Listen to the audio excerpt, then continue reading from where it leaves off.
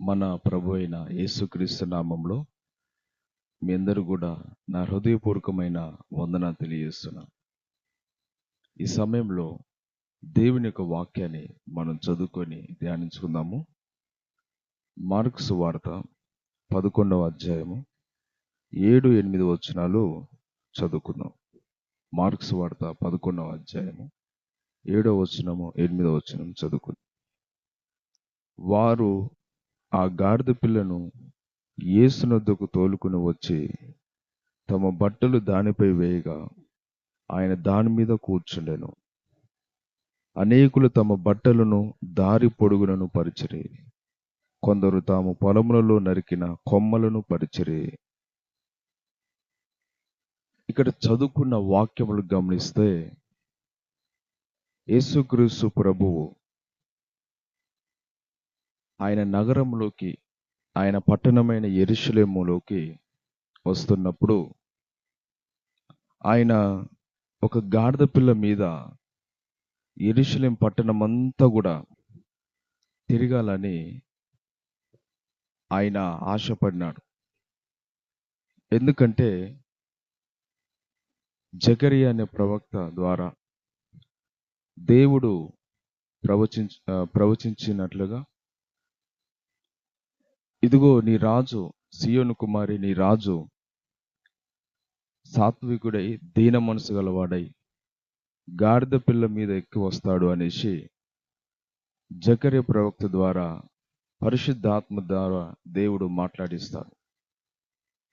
ఆ ప్రవచనం నెరవేరినట్లుగా యేసు ప్రభు ఈ గాడిద పిల్ల మీద, ఒక గాడిద పిల్ల మీద యెరూషలేం పట్టణం అంతా కూడా తిరుగుతాడు. చూడండి, గాడిద పిల్ల మీద వస్తున్నాడు యేసు ప్రభు యెరూషలేం పట్టణంలోకి. యెరూషలేం పట్టణము, యెరూషలేం దేవాలయము ఎవరిది? యేసు ప్రభుది. యెరూషలేం నగరం అంతా యేసు ప్రభుది. ఆయన రాజనగరంలోకి వస్తున్నాడు. ఆయన నగరం అంతా కూడా తిరగాలని ఆశపడినాడు. తిరగడానికి దేన్ని ఎంచుకున్నాడంటే ఒక గాడిదని ఎంచుకున్నాడు. గాడిదని ఎంచుకున్నాడు. చూడండి, ఎవరైనా ఈ లోకంలో గొప్ప గొప్ప రాజులు, చక్రవర్తులు ఏం చేస్తారు? వాళ్ళ నగరంలో తిరగాలనుకున్నప్పుడు, వాళ్ళ రాజనగరంలో తిరగాలనుకున్నప్పుడు ఒక గుర్రాల మీదనో, రథాల మీదనో, ఇంకా వేరే వేరే మంచి మంచి వాటిని ఎన్నుకుంటారు. అయితే యేసు ప్రభు ఒక దేవుడైనప్పుడు కూడా, లోకరక్షకుడైనప్పుడు కూడా, ఆయన మాత్రము ఆయన నగరంలోకి వస్తున్నప్పుడు, యెరూషలేం పట్టణంలోకి వస్తున్నప్పుడు ఒక గాడిద మీద ఆయన రావాలనుకున్నాడు. ఎంత తగ్గింపు మనసు చూడండి. అందుకని ఆయన దీన మనసు గలవాడంట, సాత్వికుడంట, వినయము గలవాడు. ఆయన పట్టణములోకి, ఆయన నగరములోకి ఒక గాడిద వాహనం మీద, గాడిద పిల్ల మీద వస్తున్నాడు. గాడిద అంటే ఎవరు కూడా ఇష్టం ఉండదు, దానికి ఎవరు కూడా విలువీయరు. ఎందుకంటే ఎవరైనా మన కుటుంబంలో, మీ కుటుంబంలో ఎవరైనా కూడా చెప్పినప్పుడు వినకపోతే, చెప్పిన పనులు చేయకపోతే పిల్లల్ని ఒక్కొక్కసారి ఏమంటారు? ఒరే గాడిద, చెప్తే అర్థం కదా అంటారు. అంటే ఒక గాడిద అంటే విలువ ఉండదు, కుక్కకున్నంత విలువ కూడా ఉండదు అన్నమాట. దాన్ని ఎవరు కూడా పట్టించుకోరు, దాన్ని ఎవరు కూడా విలువయ్యరు. కానీ అలాంటి విలువలేని గాడిదను యేసుప్రభు ఎన్నుకొని దాని మీద తిరగాలనుకున్నాడు. అందుకని యేసుప్రభు ఏం చేసినారంటే, ఆయన శిష్యులలో ఒక ఇద్దరిని పిలిచి, మీరు ఎదుట ఉన్న గ్రామంలోకి వెళ్ళండి. మీరు వెళ్ళగానే ఒక ఇంటి వద్ద ఏ మనుషుడు ఎప్పుడు కూడా కూర్చొని, ఒక గాడిద పిల్ల ఉంది, దాన్ని విప్పుకొని నా యొద్దకు రండి, తీసుకొని రండి. ఎవరైనా అడిగినప్పుడు ఇది ప్రభువునకు కావలసినది, ప్రభువునకు కావాలి అని చెప్పండి, అప్పుడు వాళ్ళు పంపిస్తారని ఆయన శిష్యులకు ఇద్దరికి చెప్పి పంపిస్తాడు. ఆయన ఇద్దరు శిష్యులు కూడా వెళ్ళి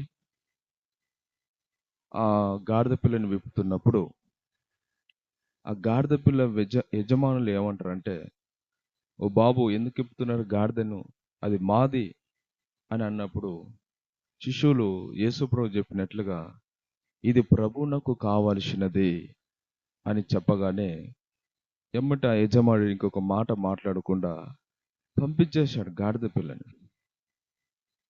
చూడండి, శిష్యులు ఏమన్నారు, ఇది ప్రభువునకు కావలసినది అని చెప్పగానే పంపించేసినాడు యజమానుడు. ఒకవేళ వాళ్ళు కనుక ఇది మాకు కావాలి, ఇది మేము తీసుకుపోతాం అని అంటే మాత్రం పంపించకపోయి ఉండేవారు.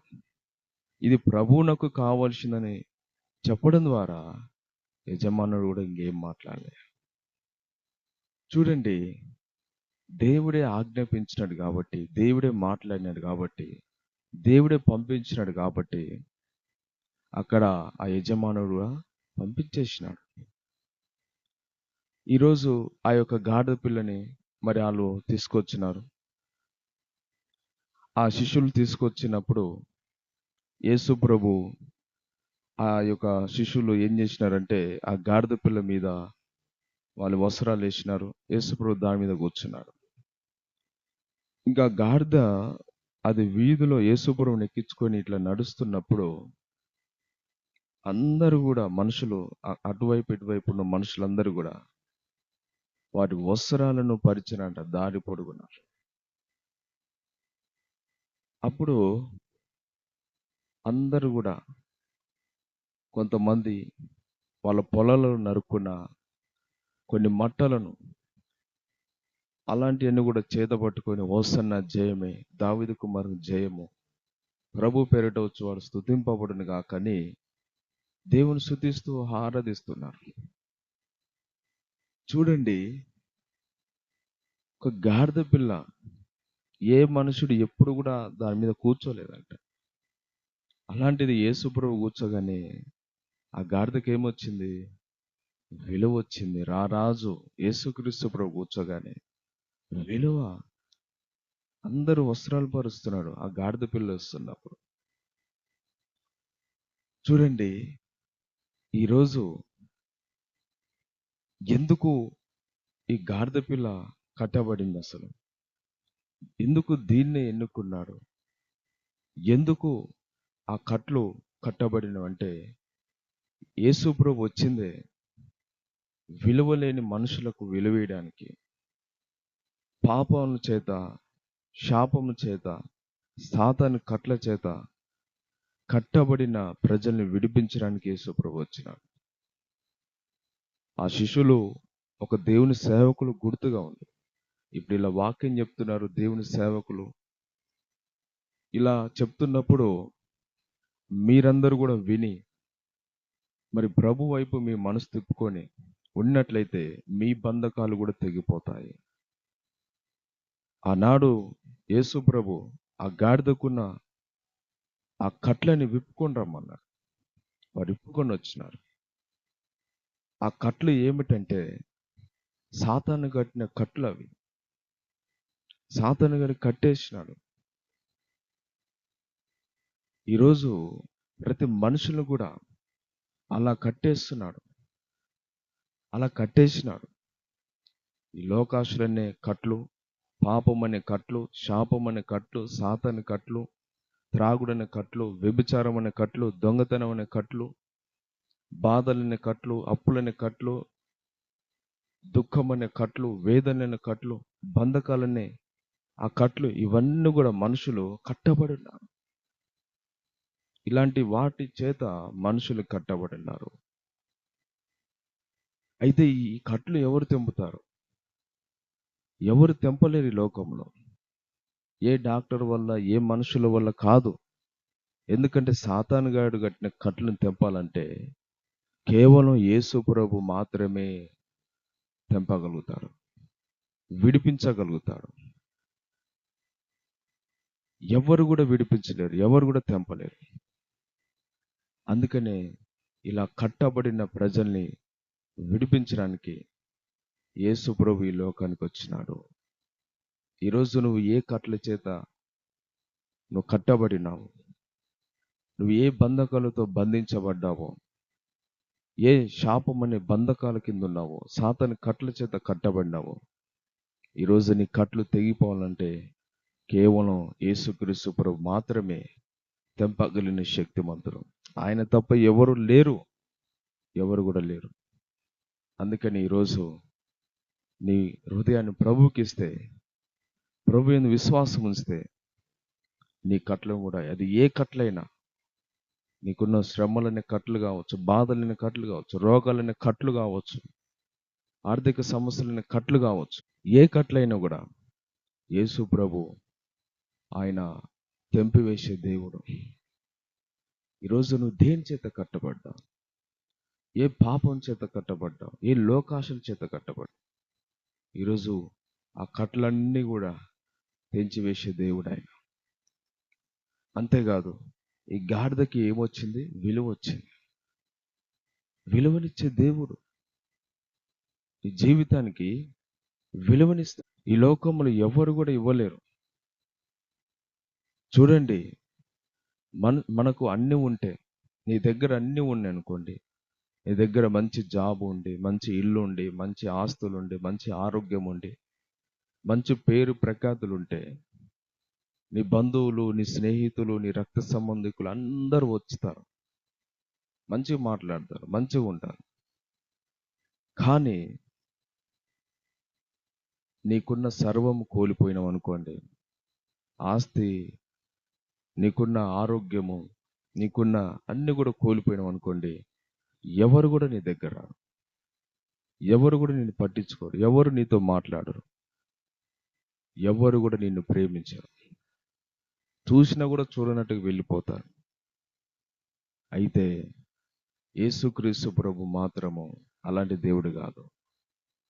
ఆయన ఎల్లప్పుడూ ప్రేమించే దేవుడు, అంతం వరకు ప్రేమించే దేవుడు. నువ్వు ఏ స్థితిలో ఉన్నా, ఏ బాధలో ఉన్నా కూడా నిన్ను ప్రేమించే దేవుడు ఆయన. ఈరోజు అందుకనే నీ జీవితానికి విలువ ఇచ్చేది కేవలం యేసు ప్రభు మాత్రమే. నువ్వు నిందల పాలైనవా, అవమానాల పాలైనవా, బాధపడుతున్నావా, ఎవరు నీతో మాట్లాడతలేరా, నీ స్థితిని బట్టి, నీ పరిస్థితిని బట్టి ఎవరు నీ దగ్గర రావడం లేదా, ఎవరు నీతో మాట్లాడతలేరా, ఎవరు నీకు సాయం చేస్తలేరా, యేసు ప్రభు మాత్రము నీ దగ్గరకు వచ్చి నీతో మాట్లాడి నీకు సాయం చేసేది. ఎప్పుడు తెలుసా? నీ హృదయాన్ని ఆయనకి ఇచ్చినప్పుడు, ఆయనని నీ హృదయంలో చేర్చుకుని ఆయన చిత్త ప్రకారం నడిస్తే దేవుడు నీ జీవితాన్ని కూడా విలువనిచ్చే దేవుడు ఆయన. ఈరోజు ప్రభువుకు నీ హృదయం దయచేయి. నీ హృదయంలో స్థానం ఇస్తే ఆయన నీ హృదయంలోకి వస్తాడు.